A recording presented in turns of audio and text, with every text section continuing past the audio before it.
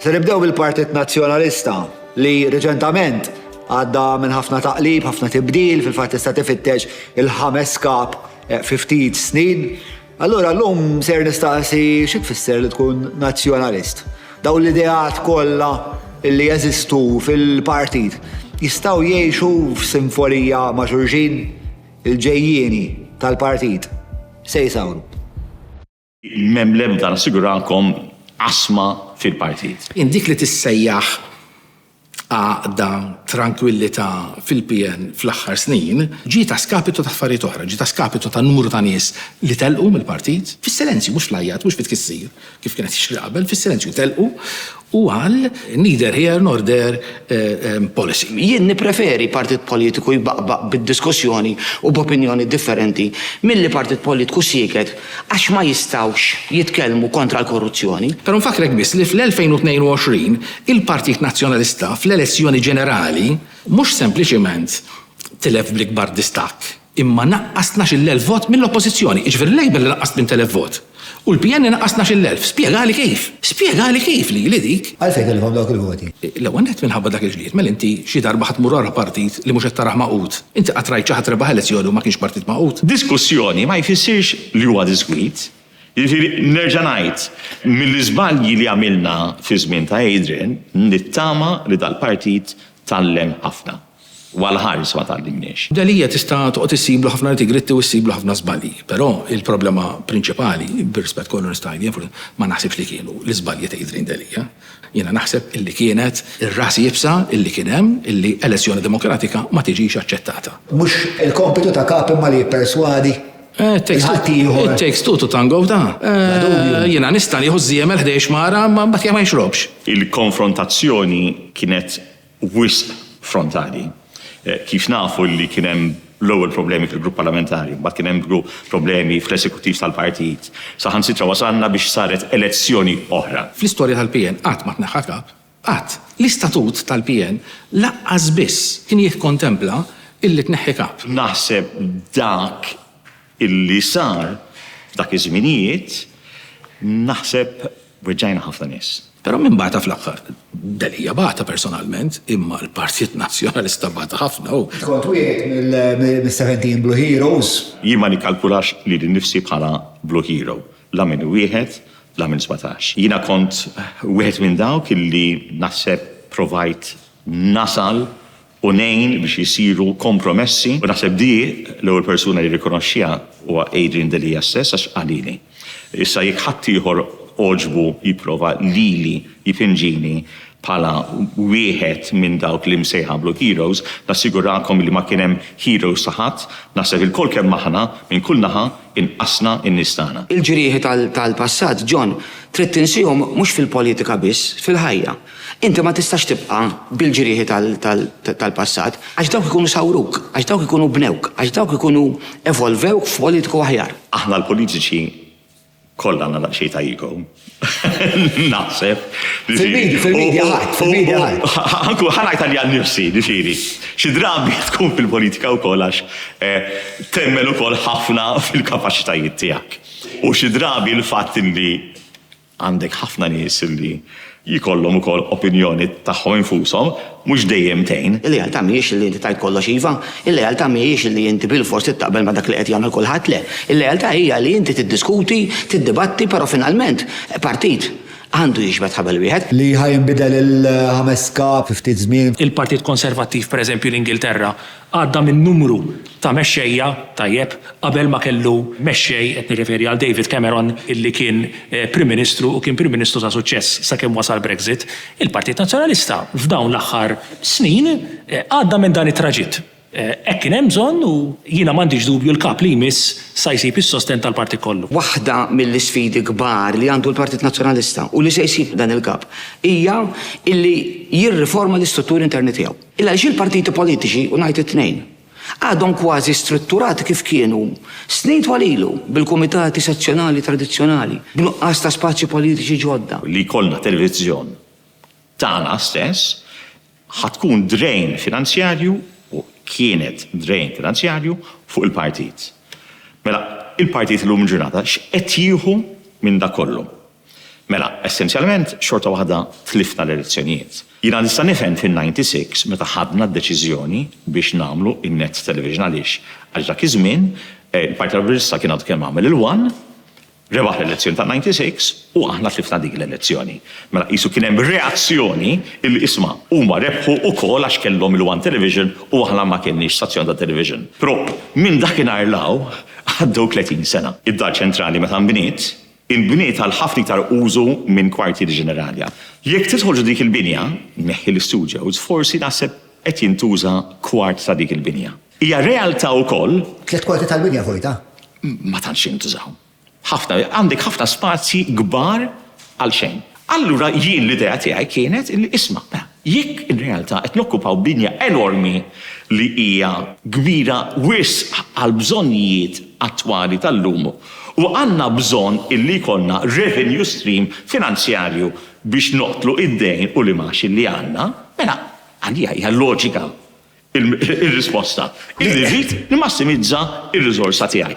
Għaliex issuġġerejt il-binja tal-Azzat? Għaliex li il-tmexxija tal-partit tiċċaqlaq mid-dar ċentrali minkejja il-nostalġija kollha ta' dik il-binja fil-belt ta' kollox. Inti qiegħed fil-belt kapitali tagħna. Illum il-ġurnata, meta l-kap tal-partit jidħol fid-dar ċentrali, min qed jarah? Meta jitlaq mid-dar ċentrali tard filgħaxija, min qed jarah? Meta int qiegħed il-belt, intu dieħel l-uffiċċju, intu ħirġ mill-uffiċċju, qed tintaqma mitruħ kuljum. Qed terġa' tidħol fil-qalba tas-soċjetà tagħna. Jien naħseb dal-partit biex jerġa' jinbena u biex jerġa' jikber għandu jkun ftit umni, l-umiltà tgħinha fil-ħajja. Xifu l-dieri, Clyde Puli, tkun nazzjonalist. Issa, ovvjament, meta tajt li inti nazzjonalisti fisser l-ewwel qabel kollox. Illi tħobb in-nazzjon tagħna, tħobb il-Malta, gburi biha. Ma jfissirx li inti imperjalista, ifisser imma żgur li inti antikolonjalista, ifisser li tħobb dal-pajjiż u tittaraħ lilu l-komunità tiegħu jimxu l-qudiem. Nazzjonalist mhux għax nazzjonalist impoġġi il-pajjiż, il-ġebel tal-pajjiż. Le, qed nitkellmu fuq in-nies. Qed nitkellmu fuq in-nies u l-Partit Nazzjonalista għalhekk huwa nazzjonalist għax ipoġġi in-nazzjon u n-nazzjon mhux il-ġebel, in-nazzjon huma n-nies bħala l-ewwel u l-aqwa priorità tiegħu. Parti ovvjament mill-soċjetà Maltija l hija l-immigrazzjoni. Inti sħaqt illi il-Partit Nazzjonalista m'għandux jibża milli jmur lejn ċentru lemin, x'jiġifieri? Hemm elementi ta' ċentru lemin, il-kultura. Illi għanna bżon. Allura, il-kultura hija id-disin, il-lifestyle ta' nazzjon, il-ħajja Maltija li hija Ewropea u Mediterranja, il-demokrazija, il-libertà li daw kollha jiridu jiġu protetti. Il-Partit Nazzjonalista, l-vokazzjoni naturali tiegħu hija waħda ċentrista. Kultant ħares li l-lemin, kultant ħares li x-xelluk. Kulħadd għandu dritt tal-opinjoni tiegħu. Jiena bir-rispett kollu lejn Clyde Puli ma naqbel xejn mal-opinjoni tiegħu. Jiena trabbej dal-partit għaliex emmint illi bħala partit demokristjan it-twemmin tiegħu dejjem kien. De Gasperi kien jgħid għad-demokrazija kristjana. Un partito di ċentru che guarda a sinistra. Partit ta' ċentru. Però jekk ħajħares, mhux se jħares lejn l-lemin, ħajħares lejn ix-xeluk. Il-Partit Nazzjonalista qatt ma kien partit tal-lemin. Jiena qed ngħid, m'għandniex nistgħu niddefendu dak li hu Malti. Jiena nerġa' ngħid, jiġifieri mhux kwistjoni ta' reliġjon, imma jekk jien għandi ċertu użanzi, jekk jien għandi ċertu drawwiet, ma tiġix inti toħdejja u tgħid li xirrid nagħmel. L-identità tagħna mhijiex dnub. Clyde Puli huwa soċjologu u naf illi jagħti valur l-ispjegazzjoni tal-ideoloġiji politiċi. Naħseb illi Clyde Puli li kien qed jgħid huwa illi hemm mażliet illi huma pereżempju tradizzjonalment marbutin mal-lemin fis-sens pereżempju is-sigurtà tal-pajjiż, pereżempju sens ta' identità, il-valur taċ-ċittadinanza. Aħna għamilna ħabta, għat isa ġiet riversjata, f'daqqa waħda illi tajt eżempju isma' għax hawn is-salib fil-klassi dan irid jitlaq. Jekk il-komunità Maltija tiddeċiedi li ma tridux, ma jitlaq, ma ġara xejn jitlaq. Imma ma jiġix xi ħadd għax jgħidex joffendini u jitlaq. Min hi l-komunità Maltija?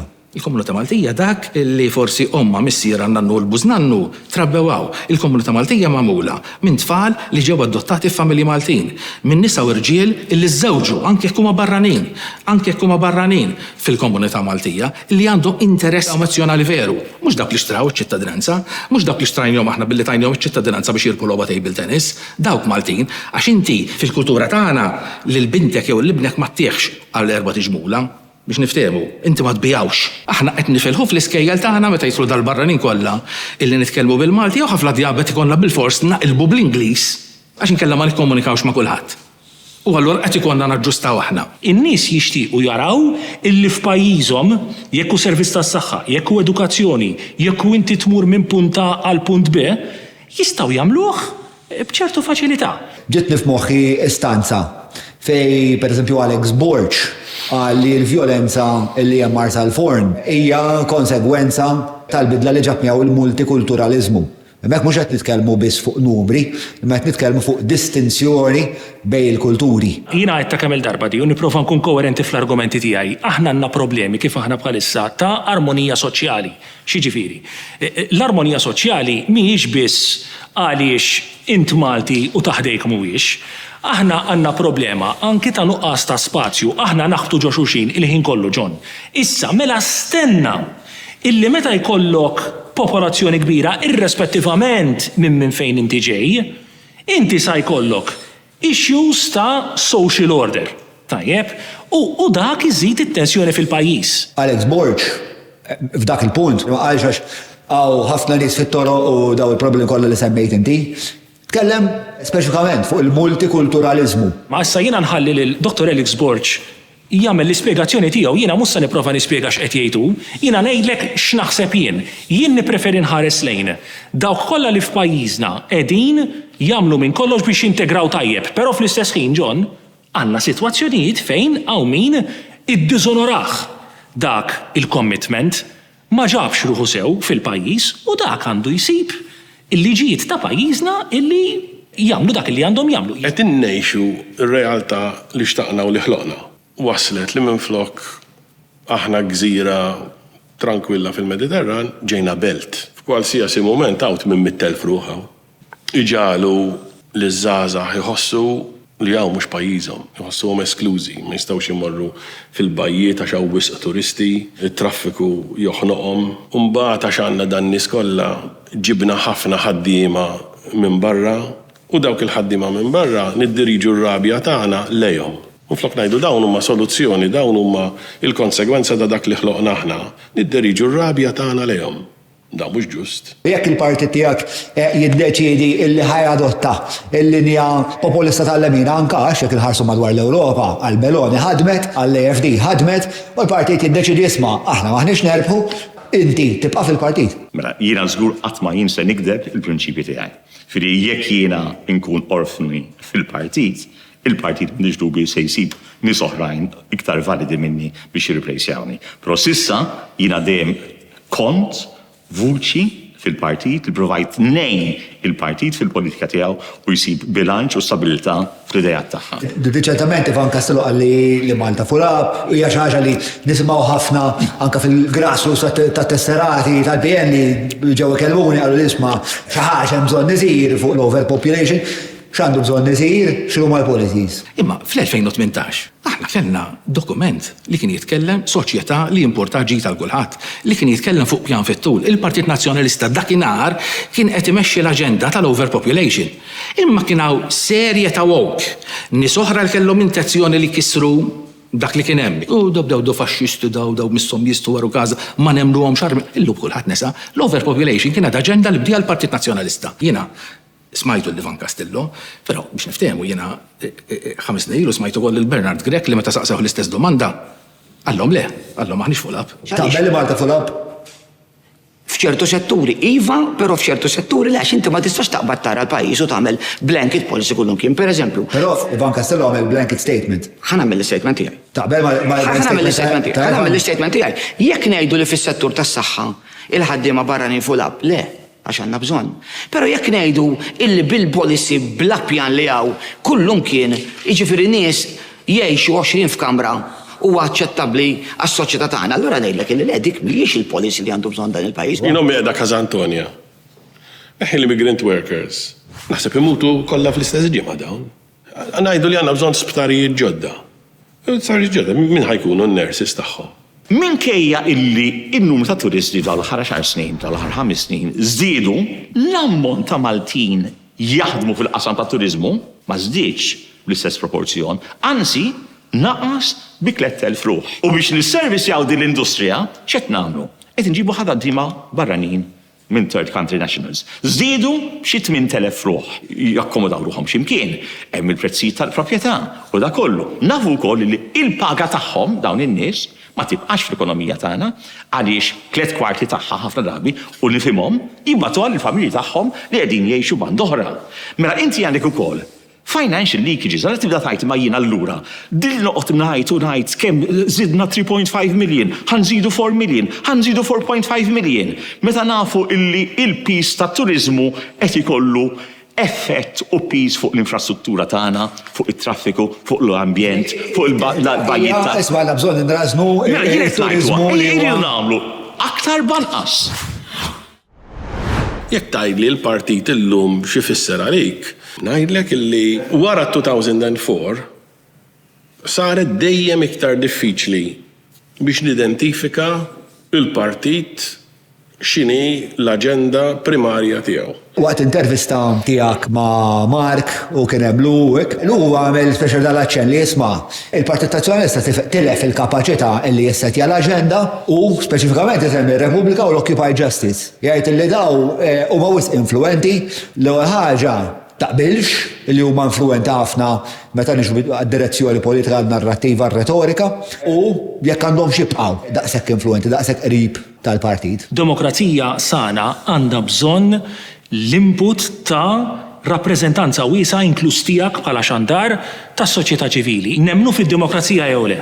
U jekk kien hemm stanzi pereżempju l-inkjesta Jean Paul Sofija illi l-Partit Nazzjonalista mbutta ħafna ġabet kunsens wiesa ħafna nazzjonali.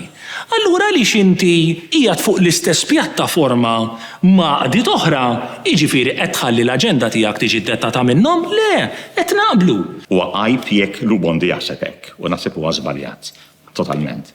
Fil-waqt li kien hemm ħafna affarijiet komuni bejn l-Occupied Justice, Repubblika, kif hemm affarijiet komuni ma' għaqdiet NGOs oħrajn li inti taqbel ma' ċertu affarijiet illi tajt għaqda ta' soċjetà ċivili ma jfissirx li l-aġenda tiegħek qiegħda tiġi dettata minn dik l-għaqda għal ħares partit politiku kemm jekk huwa fil-gvern, kemm jekk huwa fl-oppożizzjoni ma jtix każ dak li qiegħda tajt is-soċjetà ċivili. Il-Partit Nazzjonalista huwa dak illi s-soċjetà ċivili imbutta, mhux illum qed nitkellmu mill-80s, u imbutta ħafna u tal-protezzjonijiet kollha. Imma dak ma jfissirx illi neċessarjament irrid nagħmel kif tajt inti, għax jien tajt id-dritt ta' espressjoni ta' ħsieb ta' assoċjazzjoni anke min ma jaqbilx miegħi. Aħna tant proteġejna lill-NGOs, tant proteġejna lis-soċjetà ċivili u sewwa għamilna illi tant saru qed taġdmana fis-sajki tan-nies illi meta jikkritikaw lill-Labor jgħidu ma ħadx nazzjonalisti. Però kif kritikaw lill-PN kisruh għax il-kredibilità ħaduha minn fuq dar il-PN. L-NGOs u l-medja għandha tibqa' tikkritika l-PN? Żgur, għall-ħares le, imma m'għandix jagħmel il-medja Vanġelu. Meta kien dakinhar li l-partit għamel il-medja Vanġelu, speċifikament? Le, nisma' bir-riċerka tiegħek inti s-soltu tfaqqa subajk u tgħidlu għamel li xejdu fact checking. Imma issa tittajli, meta ssir għax ħadd ieħor hawnhekk, għattielu għalli assolutament le. L-opinjoni tiegħi ġejja minn diversi fatturi illi rajt, minn diversi fatturi illi għext u jekk tħares li l-gazzetti, inti tara xem. ċaru tont, jekk tmur fil-gazzetti bejn l-2017 u l-2020, sewa inti tara x'intqal. Occupy Repubblika mhumiex wis rib iċ-ċentru influenti tal-Partit Nazzjonalista? Żgur li le, John. Jiena minix fiċ-ċentru, għas jiena parti minna tmexxija, però mhumiex influenti fuq l-aġenda politika tal-Partit Nazzjonalista. Il-fatt illi f'dan il-pajjiż, pusantik eżempju, għaddejna minn qtil politiku. U kien waqdiet li kienu sikta. U kien waqdiet li tkellmu. U l-Partit Nazzjonalista tkellem bl-istess vuċi. Għax x'vuċi oħra jista' jkollok quddiem qtil politiku. Allura x'inti fis-soċjetà titkellem bl-istess leħen. B'xi mod xi ħadd qed jiddominalik l-aġenda. Semmejt anke il-Vitals. Każ importantissimu. Dik l-aġenda bdieta defni. Il-bidu tal-Vitals. Il-bidu tal-Vitals u ħafna affarijiet oħra bdew bil-ġurnalisti. Billi l-partit ikompli fuqhom. Fiha ħażin. Ma tlekx hekk jien. Il-Partit Nazzjonalista jipproteġi id-drittijiet tal-medja, tal-NGOs u ta' kulħadd. Dak li jaqbel miegħu jista' jadottah. Dak li ma jaqbilx miegħu m'għandux ħallih jinfluwenzah. Meta ġi sfurzat it-tajlim. Isma' sfurzat ħadd ma marru jirwilu idu. Meta gazzetta li hija meqjusa jew medja hija meqjusa bħala għandha slant ħanajt slant li xaqleb li l-Partit Nazzjonalista u tattakka l-Partit Nazzjonalista lil dak tagħmillu ħsara. Lil-Labor ma tagħmillux. Naqblu, menti għat li għandha tkompli tagħmel biċċa xogħol tagħha. U l-Partit Nazzjonalista għandu jkollu l-gazz, qed ngħid jien. Illi billi qalet għall-medja ma qalix l-oraklu bir-rispett kollu. Qed insaqsik għax vera nixtieq nifhimha. Għax faxxa jgħidu li assolutament le, jekk aħna li naqblu. Ejwa ħan semmilek eżempju għax inkella. Ma mhux se nsemmilek in-nies biss, se nsemmilek eżempju wieħed. Il-PN jitlef l-elezzjoni ta' 2017. Jitlifa bl-iktar mod ċar wara l-għamil kampanja sħiħa fuq il-governanza tajba. Mhux qed ngħid li hu prinċipju ħażin, hu prinċipju tajjeb ħafna.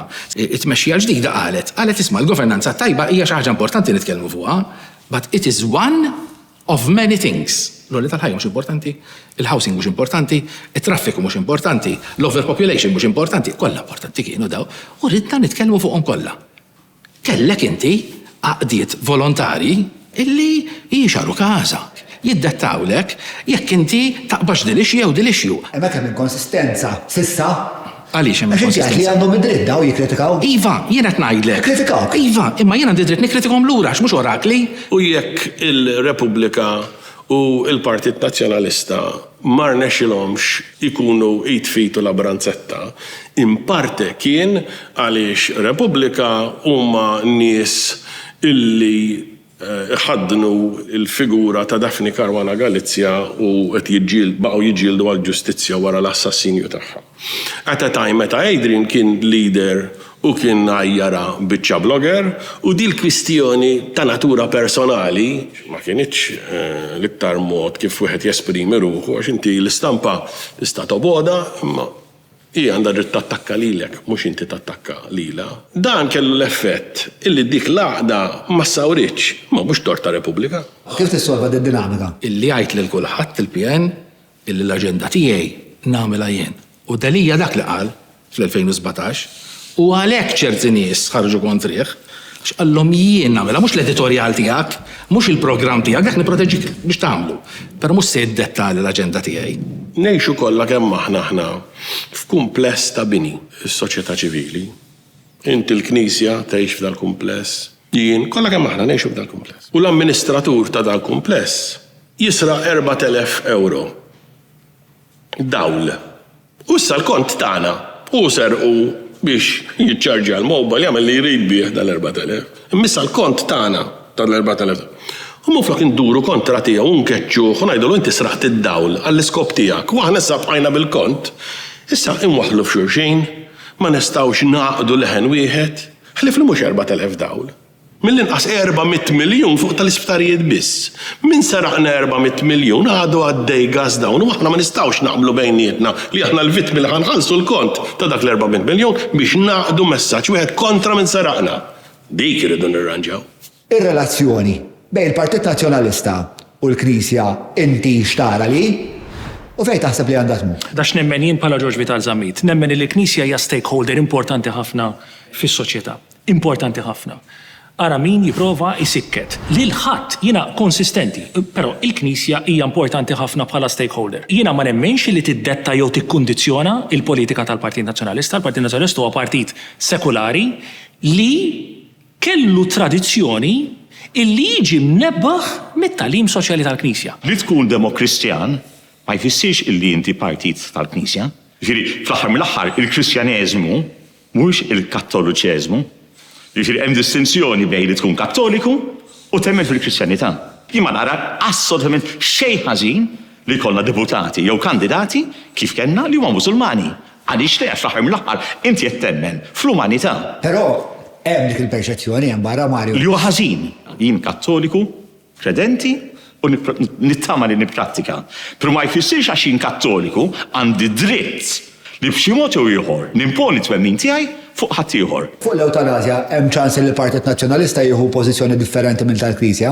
Ma nafx, jiena minix qiegħed f'dak l-organu li jagħmel dik id-deċiżjoni, jiġifieri. Inti tagħti parir il dak l-organu? Jiena meta nkun qiegħed bil-qiegħda ma' sħabi ngħid x'nifhimha jiena nemmen fis-separazzjoni bejn l-Istat u l-Knisja, nemmen li dak huwa valur importanti ħafna u m'għandix dubju li l-partit jirrikonoxxi dik. Per eżempju, l-abort, x'inti qed tissemmi l-eutanasja, ħansemmilek l-abort.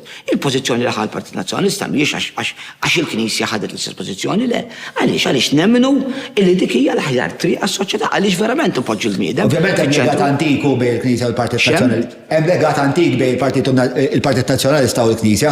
Issa qed nistaqsi. Din l-assoċjazzjoni hemm bżonn li tirrevedуha? Biex forsi qudiem. Mela, il-fatt li aħna il-Partit Nazzjonalista kontra l-abort u l-Knisja kontra l-abort ma jagħmilniex assoċjati flimkien. X'għandha x'taqsam?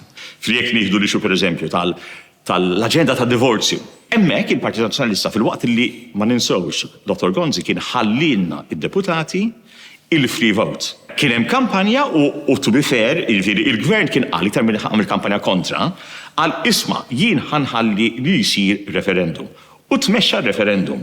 L-iżballji jagħmel il-partit jidhirli kien, u la darba mbagħad sar ir-referendum, ir-riżultat kien pożittiv, dak l-istadju il-partit fil-gvern li konna aħna kienna mbaxxu rasnu kollha kemm aħna għal dak ir-referendum u allura ngħaddu l-liġi. Meta kien l-aħħar darba li l-Partit Nazzjonalista irnexxielu jissettja l-aġenda? Għasib l-aħħar darba li jissettja l-aġenda kienet għal sħubija ta' Malta fl-Unjoni Ewropea. Wara dakinhar, in-realtà jekk tieħu mela dik kienet l-elezzjoni tal-2003 illi mbagħad Malta issieħbet fl-Unjoni Ewropea fl-2004. Irbaħna l-elezzjoni tal-2008 b'1300 vot. Minn dakinhar lem ir-realtà illi ma setjajniex iktar l-aġenda nazzjonali. Fi żmien Simon Busuttil il-governanza tajba li saret a huge issue ma kienx issue rebbieħa. Għaliex għax fil-għodu f'nofsinhar flaxija tkellmu fuqha. Imma fissirx ma kienx issue importanti mhux hekk. U t-tonalità tagħha ma kienx tonalità sabiħa. It-tonalità barra ma ġietx apprezzata tal-ġlieda fuq il-governanza tajba. Jiġifieri inti meta n-nies you talk down on them u tgħidilhom isma' inti ignorant. Għax mhux qed tifhem law korruzzjoni, ma tapprezzax. U r-riżultat wera. X'niftehmu ġvillix ju ma xed ngħid li kienet ħażina, imma l-mod kif twaslet kien ħażin. Dik issetja l-aġenda. Fi żmien dalija beda jissetja l-aġenda billi beda jitkellem fuq l-overpopulation. Tant issettja u tant żera dik l-aġenda illi llum kulħadd qed jaqbel magħha jitkellem fuqha. Għamel kruċjata importanti wkoll fir-rigward tal-skandli ta' dan il-gvern, fir-rigward tal-korruzzjoni ta' dan il-gvern. Pro naħseb issa n-nies qed iħarsu lil minn dak. Tħoss li l-Partit Nazzjonalista għadu kapaċi jissetja l-aġenda? Assolutament, da. Iva, mela. Meta għamilha? John, għandna eżempju riċentissimu. Aħna kellna l-każ ta' Manuel Island. Jiġifieri, fil-każ ta' Manuel Island kellek li l-Prim Ministru jagħmel U-turn ftit ġranet wara, ftit wara, illi il-kap tal-Oppożizzjoni, Dr. Bernard Grek, kien qal illi aħna ħammorru għal park u ħanissapportjaw l-idea ta' park. Issetja l-aġenda, jiena ngħid il-Partit Nazzjonalista fl-opinjoni tiegħi is on the right side of history. Hemm ħafna li jgħidu li hemmhekk kellu opportunità kbira fil-fatt il-Partit Nazzjonalista li ħafna jgħidu ntilfet. Illi il-Partit Nazzjonalista hemmhekk kienu l-attivisti li jagħmlu kampanja nazzjonali, kienu l-attivisti li għadu jmorru fuq it-television u jiddibattu, jmorru fuq ir-radju u jiddibattu. U mbagħad il-Partit Nazzjonalista illi sar parti RCP f'din il-konverzazzjoni. Lo ħaġa jiena dik ma nara la xejn ħażin. Jiġifieri li partit ikun responsive lejn dak li jkun qed jgħidlu l-poplu ma nara xejn ħażin.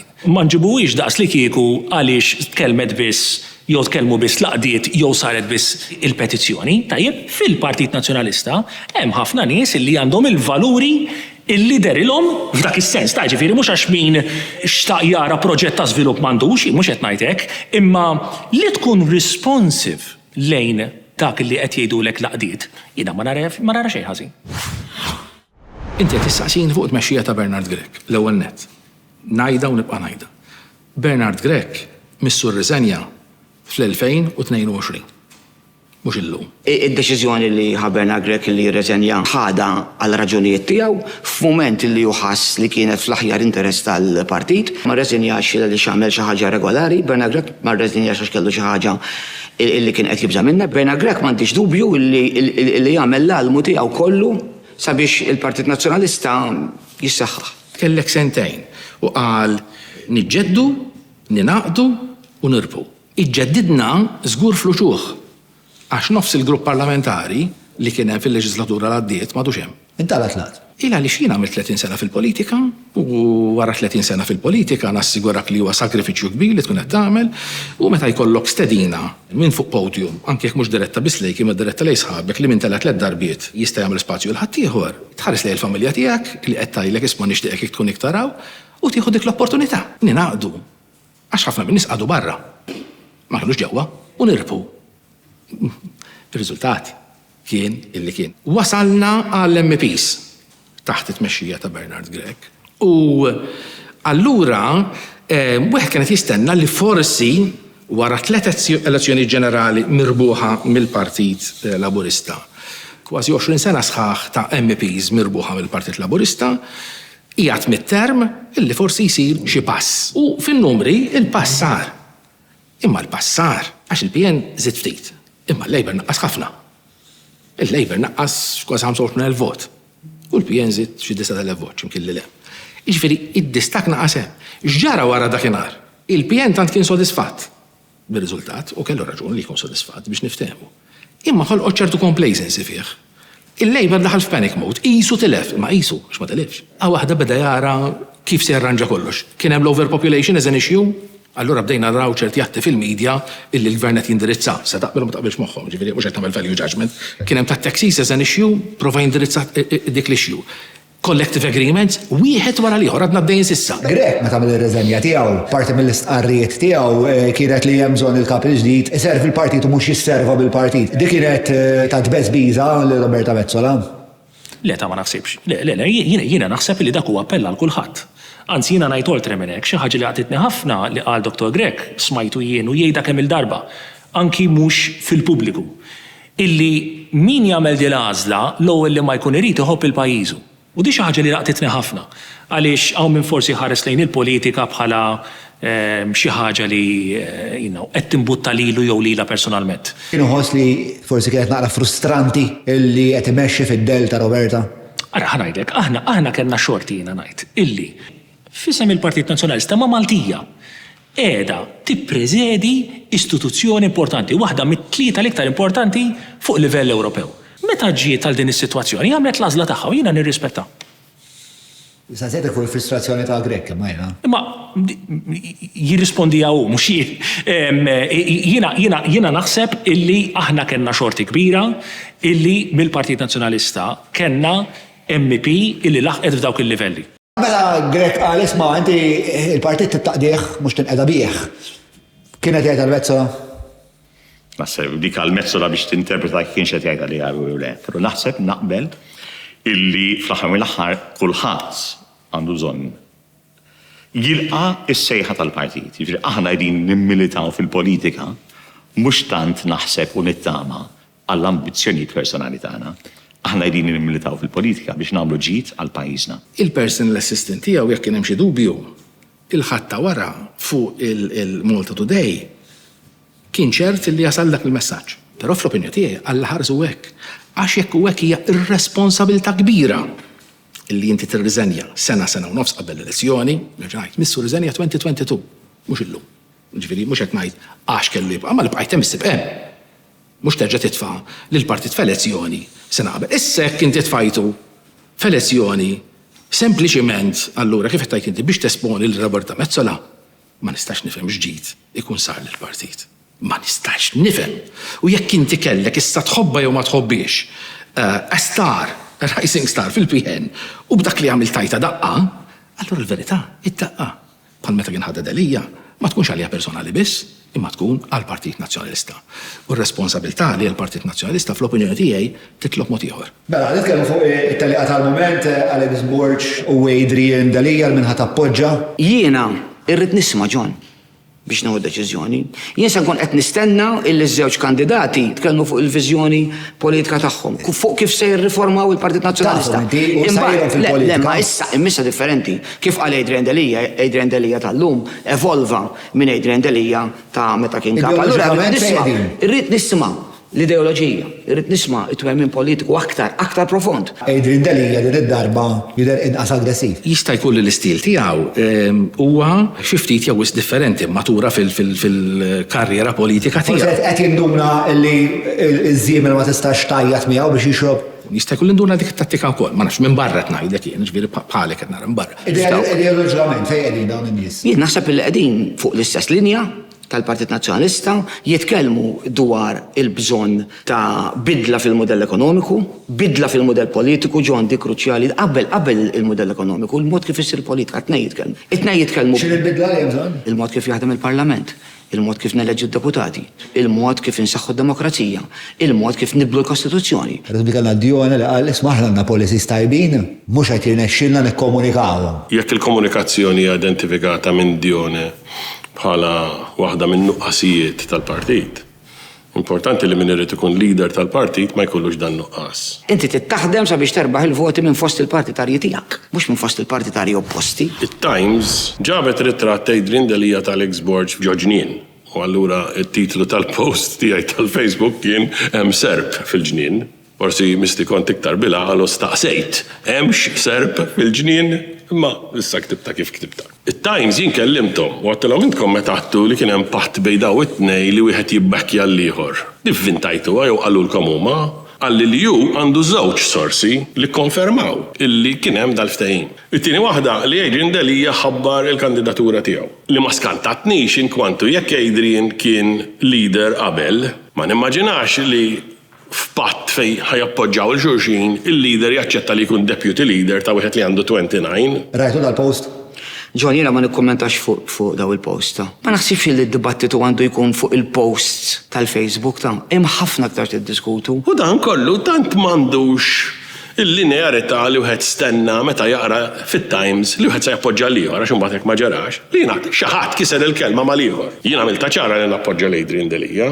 Imma jekk Adrian Delija kisser il-kelma tiegħu ma' Alex, jien ma nappoġġax għax imma rridx leader tal-partit li mhux bniedem tal-kelma. Tinkwetani ħafna iktar li ma jkunx hemm kap ta' integrità u ta' onestà. Minn dik id-diviżjoni li ddejjaq lin-nies u li qalu li għalfejn taqlaħħom dal-affarijiet. Għax ma jridux id-diviżjoni. Kif nafu, f'kull leadership ikun hemm dawn l-għajdut ta' Robert Abela niftakru l-famuża Pattim Xajtan li nospiteri xi ħadd b'ittra anonima, dak iż-żmien anke bl-ittri anonimi, kont tniżżel il-bastiment fih il-baħar, dejjem ikun hemm. Però Gjurg, l-integrità lik importanti, le? Għal kulħadd naħseb għalik mhix.